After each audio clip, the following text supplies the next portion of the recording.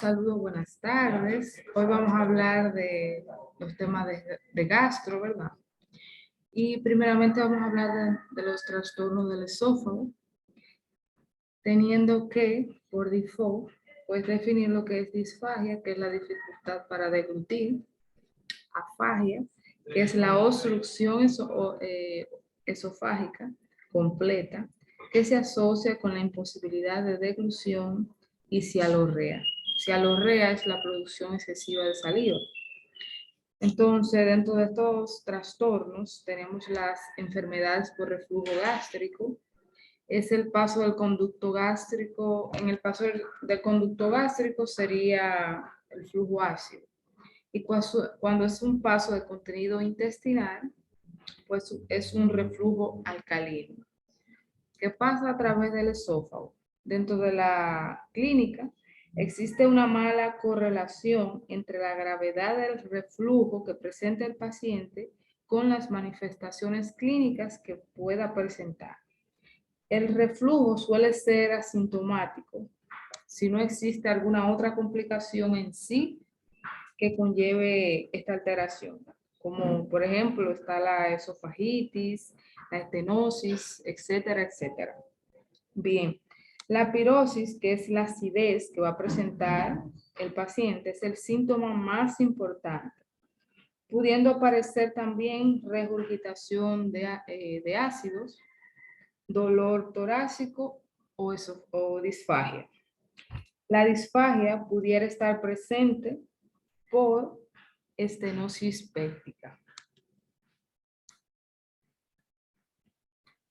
Bien.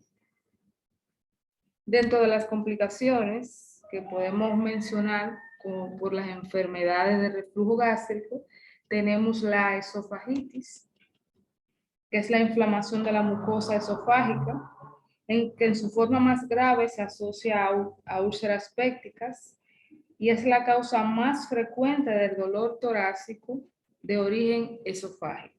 Esto es bueno tenerlo en cuenta, ¿verdad? O recordarlo. Dentro de las complicaciones que podemos mencionar está la esofagitis péptica. La esofagitis, la esofagitis de repetición por exposición intensa del ácido gástrico produce ulceración en la mucosa y fibrosis reactiva, que provoca la aparición de estenosis fija que no se modifica con el tratamiento con antisecretores. Bien, otra manifestación que podemos mencionar, otra complicación es los síntomas respiratorios, que la más frecuentes son el asma bronquial, ronquera, tos crónica, bronquitis, neumonía y neumonía aspirativa, etcétera, etcétera, ¿verdad? Dentro de las sintomatologías respiratorias. Otra complicación es el esófago de Barrett. Este es importante recordarlo, aprenderlo, saberlo. Se observa del 8 al 20% de los pacientes que tienen esofagitis y se presenta en el 40% de los pacientes que tienen estenosis péptica. Los que tienen estenosis péptica pues pueden presentar con más frecuencia lo que es un esófago de Barrett. ¿Qué es esto? Este término hace referencia a la presencia del epitelio columnar de tipo intestinal, o sea, cuando hay una metaplasia que reviste el esófago. Bien, podemos también mencionar dentro de los trastornos del esófago está la acalasia, que hay diferentes tipos, pero dentro de los más importantes, pues vamos a mencionar solamente dos. Está la acalasia cricofaringea, o más bien disfagia orofaringea. Todos sabemos que el esófago tiene 3 porciones, pues específicamente la acalasia en este tipo, pues va a presentar en la disfagia orofaringea, también llamada, ¿verdad? A este nivel. Que es una disfunción del músculo cricofaríngeo, donde no se puede relajar ante una deglución, sin que haya evidencia de otras o de otra enfermedad neurológica o muscular. Se le atribuye en sí a este tipo de acalasia. Dentro de las manifestaciones clínicas, en casos graves, suele producir episodios de broncopulmonar y de regurgitación nasal. La radiografía con contraste de bario se observa muy bien este tipo de, como lo vemos en pantalla, que es una radiografía, ¿verdad? Con contraste, que se puede observar muy bien la estenosis al nivel de la orofaringe, cricofaringe, ¿verdad? Creo que se escucha, se ve bien. Bien, entonces, otro tipo de acalasia que podemos mencionar con importancia para el examen está la disfagia esofágica muscular continua. Tomando en cuenta que acalasia es la incapacidad para relajar el músculo, ¿verdad? Podemos explicar que se pueden explicar los síntomas de este trastorno, que es la mala relajación del esfínter esofágico inferior. De este modo, el esfínter produce una obstrucción funcional del esófago y dentro de los síntomas que se pueden ver en el paciente, pues la disnea, regurgitación, molestias torácicas y pérdida de peso. Pérdida de peso. Bien, entonces el tránsito desde el esófago al estómago está afectado. Por lo tanto, va a aparecer poca peristalsis. Entonces, dentro de la fisiopatología de la acalasia en sí, se puede detectar anomalías en los componentes musculares y nerviosos. Se considera que las lesiones nerviosas es de vital importancia. Es la acalasia vigorosa. En la acalasia vigorosa los cambios se producen, son leves. Los cambios que se producen son leves en este tipo de acalasia. Bien, dentro de la clínica, a ver si lo puse, no lo puse. Dentro de la clínica lo más importante recordar es la presencia de reflujo gástrico para un buen diagnóstico, para sospechar, ¿verdad?, el diagnóstico. Dentro del tratamiento, la lesión nerviosa degenerativa de esta enfermedad no puede corregirse. Repito, las lesiones nerviosas degenerativas de esta enfermedad en sí no pueden corregirse. El tratamiento está destinado a mejorar los síntomas y la prevención de las complicaciones. Bien, vamos a tratar de explicar este esquema que está en la pantalla. Entonces, decimos que un paciente que ya sabemos que tiene acalasia, que tiene bajo riesgo o de alto riesgo. Cuando tiene bajo riesgo para someterse a una cirugía, pues según las referencias que ya tenemos del paciente, pues se le realizan 2 tipos de cirugías. Si fracasan, vuelve a someterse a cirugía hasta que vuelve. Si fracasa nuevamente, hay opciones de volver de nuevo a hacer la misma cirugía o cambiar la otra, o por fin hacerle una resección esofágica. Y cuando hay un paciente que tiene riesgos al someterse a una cirugía, que es de alto riesgo, pues se le da fármacos. Si fracasa, entonces así y solo así se somete a gastrostomía. Bien, si lo puse aquí en la imagen. La voy a dar para atrás. Aquí está, sí. Una de las miotomías, ahí está. Bien. Entonces, el siguiente tema es la gastritis aguda y la crónica. Empezando por la gastritis crónica en todos sus tipos, los más importantes que se han tomado en cuenta para el examen es la gastritis de estrés. El estrés, entendido como una situación de gravedad, puede dar lugar a un rango de lesión, que abarca desde erosiones superficiales hasta úlceras pépticas. Aparecen más frecuentes en el cuerpo o en el fundus, ¿verdad?, del estómago. Dentro del tratamiento está quirúrgico, cirugía, dado que tiene una alta mortalidad. En este marco clínico es el último recurso que se toma, aunque en ocasiones debe ser necesaria, que es realizar unas resecciones del estómago.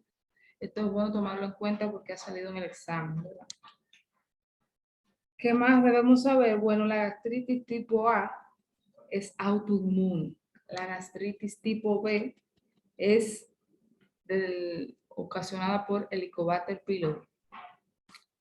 Bien, entonces, dentro de las enfermedades ulceropécticas está la úlcera péptica en sí, un grupo de trastornos ulcerativos del tracto gastrointestinal superior. El agente causal es el Helicobacter pylori. Dentro de las complicaciones, vamos a mencionar que hay cuatro complicaciones. Está la hemorragia, que es la más frecuente en menores de 60 años.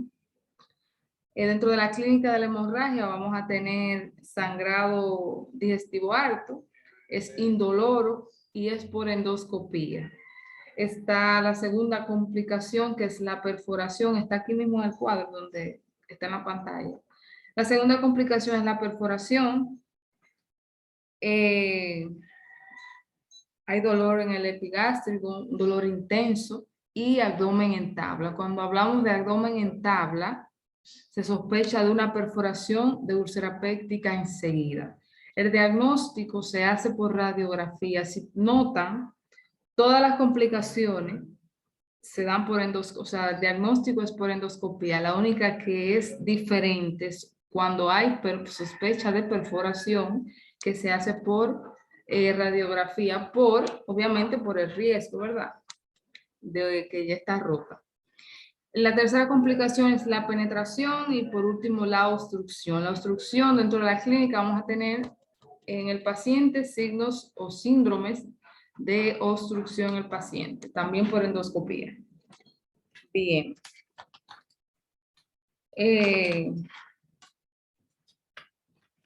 Entonces tenemos úlceras duodenal por Helicobacter pylori. La localización más frecuente es en la porción del duodeno en sí, cicatrizaciones espontáneas y recurrentes. Dentro de la clínica, a ver si no. Dentro de la clínica, el síntoma más frecuente es el dolor epigástrico, entre 1 hora y media y 3 horas después de haber comido. Este dolor se alivia cuando el paciente come y también cuando toma antiácidos o antisecretores. Este dolor puede despertarse, sobre todo en las noches. Eso lo podemos oír, que el mismo paciente lo dice: el dolor me da más de noche. ¿Qué es importante? Saber que las úlceras duodenales por Helicobacter pylori, pues que junto con las varices y con la gastritis son la causa más frecuente de un sangrado del tracto digestivo alto. Bien, entonces la úlcera péptica, la úlcera pilórica, perdón, se comporta clínicamente iguales que las duodenales y junto con las varices también y con la gastritis causan sangrado del tracto gastrointestinal superior. Sin embargo, las pilóricas no responden a mejorar. Las pilóricas no responden a mejorar con la alimentación. O sea, aunque el paciente coma, no mejora el dolor. Esa es una diferencia. Tampoco con antiácidos o con antisecretores. Incluso puede aumentar el dolor cuando el paciente come. Y con mayor frecuencia se producen vómitos por obstrucción gástrica. En general, se refiere a cirugía con más frecuencia una úlcera pilórica que una úlcera péptica. Dentro del diagnóstico,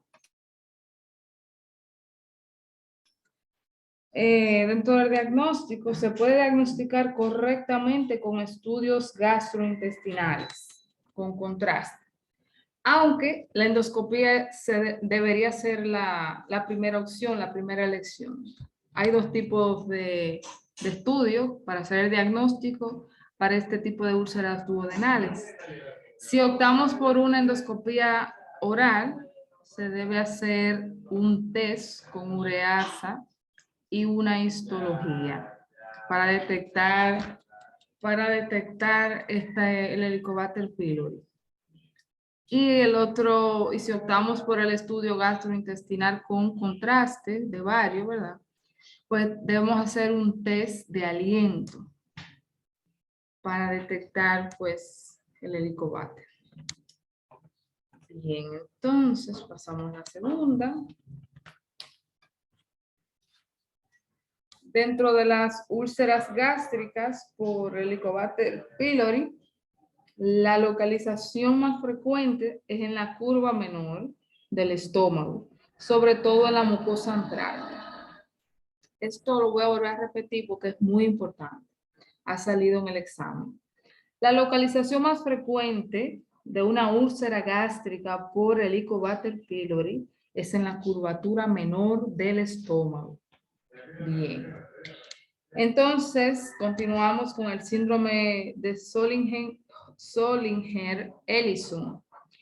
Se debe a la presencia de un gastrinoma, un tumor productor de gastrina, que a su vez causa úlcera péptica. ¿Entendieron, verdad? Bien. El síndrome de Zollinger-Ellison esporádico supone ser el más frecuente de todos. Su localización más frecuente, como lo vemos en pantalla, es el páncreas. Aquí se produce con más frecuencia. Ok. Dentro de los trastornos de la absorción intestinal, para comenzar a hablar de ellos, ¿verdad? Debemos definir lo que es absorción. Bien. El intestino delgado continúa ese proceso de digestión y posteriormente la absorción. En el paso de los y posteriormente el proceso de absorción, que es el paso de los productos de la digestión de la luz a través de los enterocitos a la circulación linfática o portal. Muy bien. Esto es lo más importante en sí. La regularización de la secreción pancreática. Podemos mencionar de ello que el páncreas exócrino está bajo el control hormonal y nervioso, siendo el hormonal uno de los más importantes. Lo podemos ver aquí en pantalla. Está la secretina, que está dentro de las hormonas, ¿verdad? Que es estimulada por el ácido gástrico. Está la colecistoquinina, que es la CCK, y otras hormonas como la acetilcolina, que es liberada por la estimulación vagal, el BIP y las sales biliares. Muy bien. Entonces, el siguiente tema que vamos a hablar, que también tiene impacto importante, es la diarrea. La diarrea en sí, osmótica. Nos vamos primero a decir el tratamiento de la diarrea en general.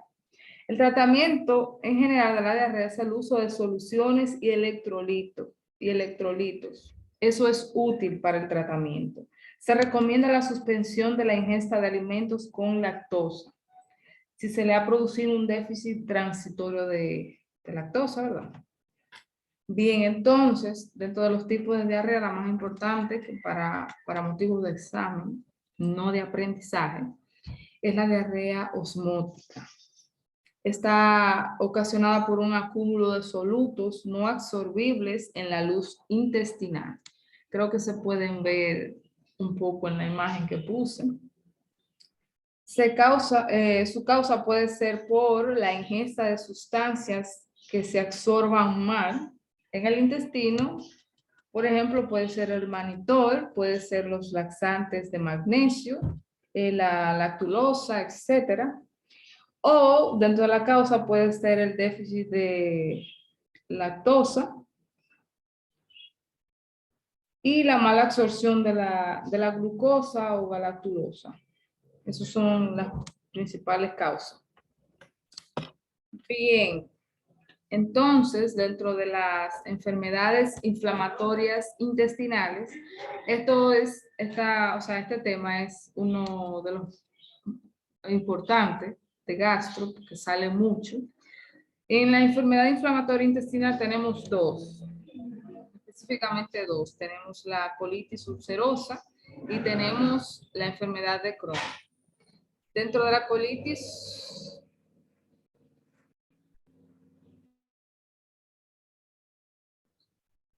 colitis ulcerosa es una enfermedad que afecta fundamentalmente a la mucosa del intestino grueso.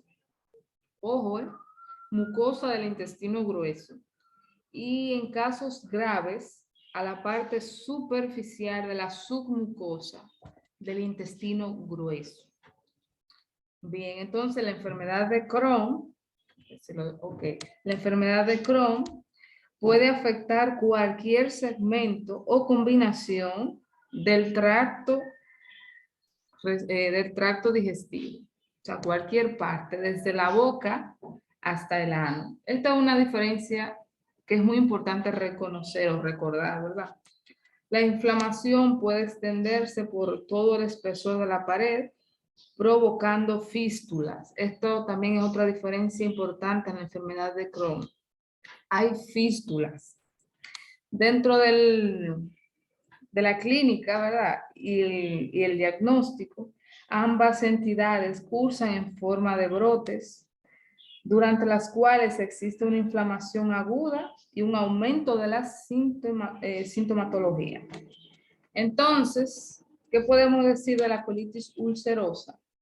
Los síntomas dependerán de la extensión y de la gravedad de la inflamación. La fragilidad de la mucosa provoca sangrado con facilidad, explicando en sí la presencia de la rectorragia.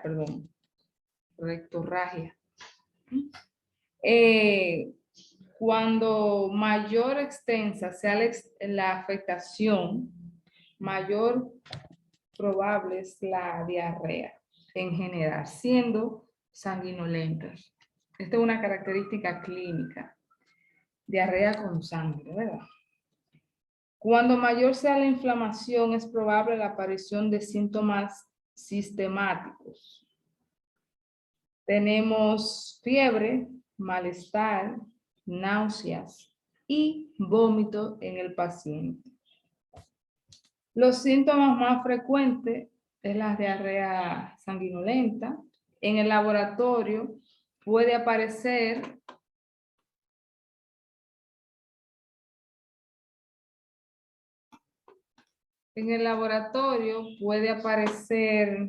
anemia ferropénica por la pérdida de sangre en sí de la enfermedad y también hipoalbuminemia.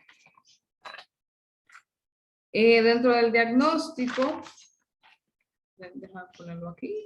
Okay. Dentro del diagnóstico tenemos la endoscopía y los datos histológicos en sí. ¿Qué podemos mencionar de la enfermedad de Crohn? La sintomatología dependerá del lugar donde se esté afectando, recordando que la enfermedad de Crohn puede afectar cualquier parte en todo lo largo del tubo gastrointestinal. Si la afectación de la enfermedad de Crohn sucede en la zona gastroduodenal, los síntomas pueden ser similares a una úlcera péptica.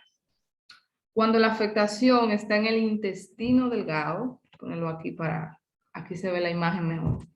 En el intestino delgado hay dolor abdominal y hay diarrea. Si la afectación es en el colon o en el intestino grueso, puede aparecer dolor abdominal y diarrea sanguinolentas también. Hasta el momento todo igual, ¿verdad? La inflamación transmural conduce a fibrosis. Entonces, esto es una de las características propias de la enfermedad de Crohn, la fibrosis. Cuando hay una disminución o una pérdida de peso por diarrea o mala absorción, es más probable que exista una enfermedad de Crohn. Cuando hay una disminución, lo vuelvo a repetir, cuando hay una pérdida de peso por diarrea o mala absorción de los nutrientes, lo más probable o lo más frecuente es que haya una enfermedad de Crohn. Cuando hay afectación iliar, se presenta como dolor en la fosa ilíaca derecha, como una masa a ese nivel. La presencia de una masa es propia también de la enfermedad de Crohn. También es habitual la presencia de fístulas, como ya habíamos dicho, lo repito otra vez. Su manejo debe ser acompañado de un control para la inflamación. Y las fístulas anales, perianales, las fístulas perianales requieren de un manejo que sea quirúrgico. Dentro del tratamiento,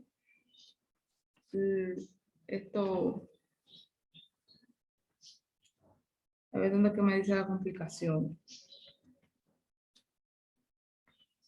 Bien.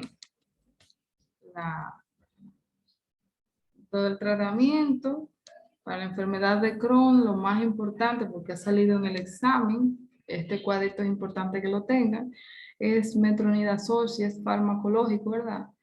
Metronidazol con ciprofloxacina. Y obviamente la cirugía, que también pues es importantísimo. Bien, entonces dentro de las complicaciones que podemos mencionar de la úlcera, de las complicaciones de la colitis ulcerosa, tenemos el megacolon tóxico, la perforación y la malignidad. Eso sí hay que recordarlo. La colitis ulcerosa es más propensa a volverse maligna. Entonces, la enfermedad de Crohn, en sus complicaciones está la obstrucción, las fístulas perianales y está la perforación.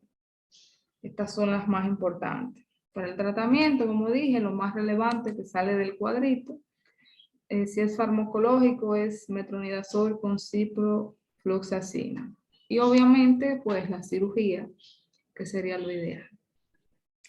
Bien, otro de los temas que más son hablados en el examen es el síndrome de intestino irritable, que es la enfermedad gastrointestinal más frecuente. Se caracteriza por alteraciones del ritmo intestinal, ya sea estreñimiento o sea diarrea, dolor abdominal en ausencia de otras anormalidades estructurales detalladas.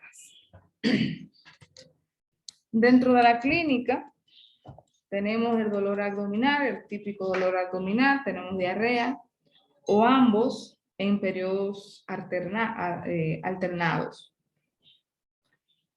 Aquí no hay mala absorción, no hay pérdida de peso, no hay sangrado, salvo a que esté acompañado de otro proceso, por ejemplo como la hemorroides. Se alivia, o sea, el paciente se alivia con la defecación o la eliminación de gases. Y el paciente suele quejarse por flatulencias o meteorismo, que es un acúmulo de gases, ¿verdad? Dentro del diagnóstico tenemos la ausencia de características patológicas producidas por otra afectación. Esto nos va a ayudar al diagnóstico. Estos son algunos datos clínicos, ¿verdad? Alarmantes para sospechar de un intestino irritable, como vemos en la pantalla.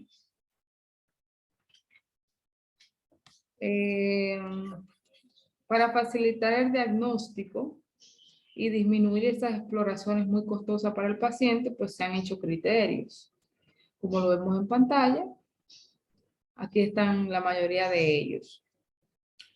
Dentro de los más importantes que debemos tomar en cuenta es que mejora, o sea, la sintomatología mejora, el paciente se siente mejor cuando defeca. Cuando hay cambios en la consistencia de las heces y cuando hay cambios en la frecuencia de las deposiciones. Debemos recordar que estas situaciones deben durar por lo menos en los últimos 3 meses, tiene que haber ocurrido para uno poder sospechar de que hay un síndrome de intestino irritable, ¿verdad? Entonces, dentro del diagnóstico diferencial, a veces lo puse. Diagnóstico diferencial, pues, si hay un dolor en el epigastrio, dolor epigástrico o perilumbilical, entonces debemos investigar, pues, enfermedades biliares, úlcera péptica, isquemia intestinal, cáncer de estómago o de páncreas. Si el dolor es abdominal bajo, pues hay que investigar de enfermedades diverticulares, enfermedades inflamatorias intestinales o un cáncer, ¿verdad? De colon. Cuando el dolor es postprandial, o sea, después de comer, que hay distensión, cuando hay náuseas, hay vómitos, pues debemos sospechar de obstrucción parcial o también de infecciones por giardia, ¿verdad? Entonces, dentro de otro tema, ¿verdad? Entonces, los estudios con pacientes de enfermedades hepáticas, dentro de las pruebas hepáticas funcionales, tenemos la transaminasa, se la puse por aquí o no. La transaminasa, que es la GTO o AST, la GPT o ALT, son marcadores de citólisis, que son pues la destrucción de las mismas células en sí. Entonces la proteína sérica es una disminución de las proteínas séricas es un buen marcador de la gravedad de las hepatopatías crónicas, porque su disminución se debe a un descenso en la síntesis hepática. Tenemos la bilirrubina, que la mayor parte de la bilirrubina se encuentra en la sangre proveniente del metabolismo de los grupos hemo, de los hematíes envejecientes. Es una mezcla de la bilirrubina indirecta, también dicha como no conjugada, y una mezcla de bilirrubina directa que ya en sí está conjugada. El aumento de la bilirrubina indirecta es o debido a un trastorno de la conjugación o a un trastorno de la captación o a un aumento de la producción de bilirrubina en sí. Y el aumento de la bilirrubina directa se debe a una alteración de la secreción de las células hepáticas o alguna lesión a nivel de los conductos biliares. La bilirrubina directa es hidrosoluble. Por lo tanto, es la única fracción que aparece en la orina. Hasta aquí es la primera parte de gastro, ¿verdad? Mañana continuamos con la segunda parte. Muchas gracias. Pasen un buen día.